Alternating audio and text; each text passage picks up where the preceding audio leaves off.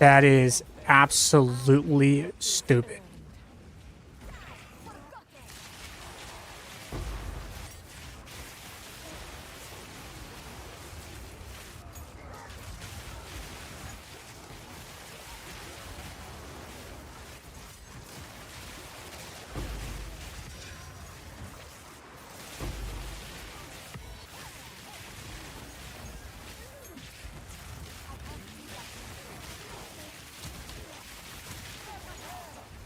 What is going on, my fellow nerds? Operator Otter here, and today we're going to be talking about why you're not dealing damage with a Sorc, specifically the Stormweaver, because I know a lot of Sorcs are having a lot of trouble in their campaign and are trying to figure out how to deal damage because the class just looks very weak. I promise you it's not. It's actually blasting maps right now. It's very, very strong, but there are just specific changes that we have to make and tweak from last season and just kind of understand how Sorcs and spellcasters are working, and I promise you, you're going to blast maps. So let's start with the actual build. This build is an Arc build, and we're going to be using the new infusions. So what are infusions? Well, infusions are these things that you can use using skills. So one of the ones that we're really going to use is the Orb of Storms. So when Orb of Storms expires, it leaves a lightning infusion remnant behind. So what does that look like? Okay, so we have our Orb of Storms. That's the lightning remnant. That's it right there. That's the infusion. So we pick that up. We are now infused. Now, what are we going to do with that infusion? Well, with Arc, the infusion is going to cause it to do 200% more damage, multiplicative. So now Arc just does 3 times more damage. And we're going to combine that with Unleash and Wild Wards. And we'll see if I'm lucky here. And it will look something like this. Oh, hey, I was lucky. Fantastic. So we're going to combine this with Mana Tempest, which is going to allow the spells to split to 3 additional targets, which is going to give us huge AoE and really big single target damage. It's going to give us basically double damage because what's happening is that the infusion goes first, then it multiplies the Tempest. So what happens is if you're able to get 3 lightning remnants, it will do the first cast of Arc and then the other 2 casts from the Unleash. So now what happens is that the actual Arc cast itself is going to do 6 times more damage, and then the Mana Tempest is going to multiply it by another 2. So what happens is that your Arc cast is going to do the equivalent of casting Arc 12 times in a single cast, which is super powerful and really, really big burst. And we're just going to abuse that. So let's talk about the gems that we're doing to kind of make this one work. So first thing, you need to have a staff, chiming staff specifically, that has the Sigil of Power. We're going to be utilizing that. We're going to put prolonged duration just so that the sigil lasts longer, and then magnified area, which is going to make it bigger. So, you know, we can move around in here and not be so cramped up. All right, next we're going to be using Spark. What's Spark doing? Spark is just going to be the thing that we cast after we do a single cast of the Arc. And now we're going to actually cast out our Sparks. Sparks are going to allow the chains to go be a little bit better, and it's just going to be pretty good damage. We're going to use Rapid Casting. You don't need to be level 3. Just Rapid Casting is going to be the most important. And then after that is going to be Acceleration. After that is going to be Prolonged Duration. And then lastly will be Controlled Destruction. You don't really need damage in Spark because you're going to get most of it from the actual Mana Tempest, so don't need to worry about it too much. From there, for one of the persistent gems that we're going to be running is Siphon Elements. So what happens is that we have a 5% chance on shocking an enemy that we're actually going to create a remnant, and then we have a 20% chance to create an additional remnant from that, and then we can actually collect those remnants 100% further away. Why is this super good? Well, what we're going to be doing on Arc is we're actually going to be running Shock, and with the amount of burst damage that Arc does, and the reason why we run Shock is because Arc will actually do 50% more magnitude of the Shock. So the base of Shock is 20%. So now Arc just applying Shock actually puts it to 30%. And then by putting Shock on it, we guarantee that that's going to happen. And because this is the spell that we're using to deal the damage, this is going to shock everything, which actually can create more of those lightning remnants. We can pick those up and continue the chain. And that's why that can kind of work in that little combo there. For our Orb of Storms, the most important is going to be Overabundance. That just allows us to put 2 of them down. It also makes it so that the skill has 50% less skill effect duration. This is actually something that we didn't like previously, but we really like now, because when those Orb of Storms expire, now we can actually have those mana remnants that are just sitting on the ground being right there, and we can pick them up. The other way that we can actually cause it to disappear fast is just cast our Arc.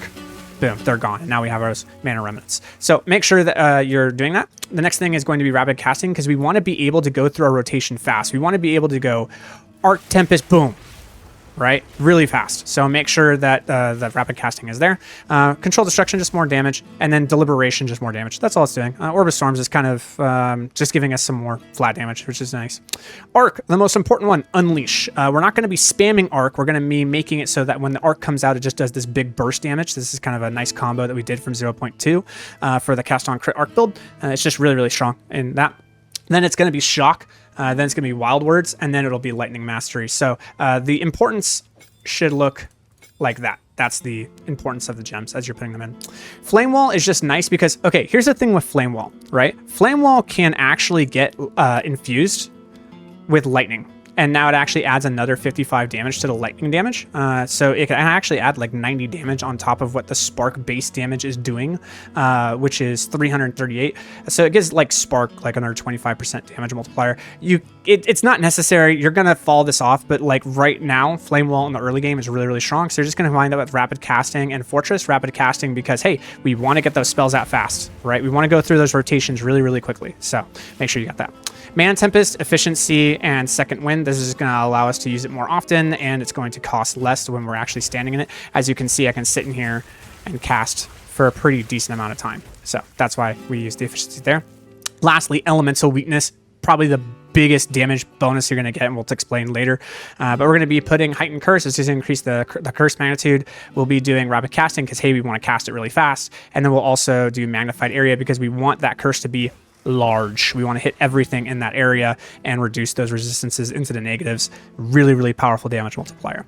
Okay, so that is the actual skill gems. Now let's actually talk about the things that you can actually do via your gear and your actual play style in the passive tree to understand where all those multipliers are coming from to make your damage big. The way this works is that you have your very basic rotation, the most basic one there is, which is Orb of Storms, Tempest, Arc. Right? That is your most basic bread and butter one. Now, let's say you have an elite. Okay, things changed a little bit. Let's say it's like at a magic or an elite that's low that you know you can kill, right? Now what we need to do is we need to actually apply our curse. So curse, orb, tempest, arc, spark. Okay, that's your elite rotation. Okay, that's when you're like trying to take out an elite or trying to take out a magic or something like that. All right, then you have your boss rotation. Sigil, Frost, Curse, Flame, Orb, Tempest, Arc, 3 sparks, leave, outs, Flame Wall, Orb, Tempest, and hold down the spark. There you go. All right? These are your rotations. Now, you have to understand, guys, that like as you're seeing this in motion, you're seeing this in action, you're like, holy shit, he's dealing really big damage. Guys, look at my staff. Now look at my amulet. It's not exactly a fair fight. All right. So those two things are giving me 9 to my lightning skills. And if you don't know, it looks like this. Okay. Between levels 8 and levels 12, you get massive DPS increases. But the average is usually around 11.5%. Because of the levels being early and the way they are, it kind of like actually shifts more into the 16% side. So it's more like 1.15 really to the 9th power, which is like 3.5 times more damage. So just understand that like those levels to your skills are huge. The other thing that you guys really, really need to stay on top of, right? If you're playing this build, right, there are 3 rules. Number 1, base penetration, okay? Make sure you get these penetration nodes right here, and make sure you get these penetration nodes right here. Why? The reason being is that mobs in the game get to about a maximum of about 50% resistance, but if you can get above 30, between like 30 and 50% lightning penetration, you're basically dealing damage true to them. Like they don't have any defenses, right?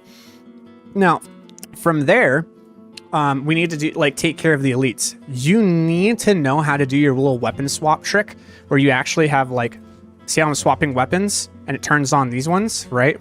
Make your curse here applicable to your second weapon set. So you use this with your second weapon set so that when you cast that spell, it only applies on the second weapon set, so it'll swap.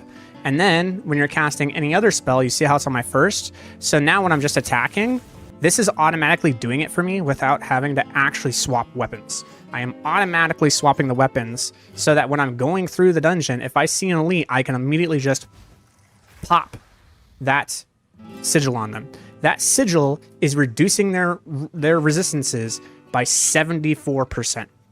And then the frost bomb that I put on them is going to expose them for another 30%.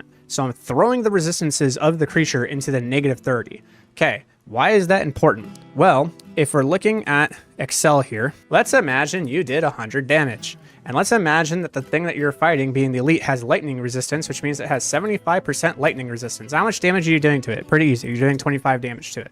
Now let's imagine that it has negative 30% resistance because of the curses and the exposure that I put on it. How much damage am I dealing to it now? I'm dealing 130 damage. So how much more damage am I doing?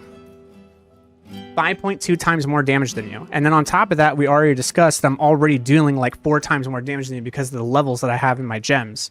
So if we take both of these and we multiply them across each other, I'm dealing 21 times more damage than you guys just simply by having +6 more skill levels and actually utilizing the curses with exposure.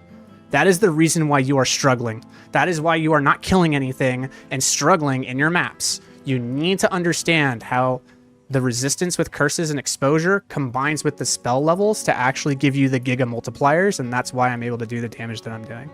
And then there's other things, of course, like understanding how Unleash works with Tempest and, you know, all that fun stuff. But that's the main thing that you guys need to know. Okay, school is over. Let's play.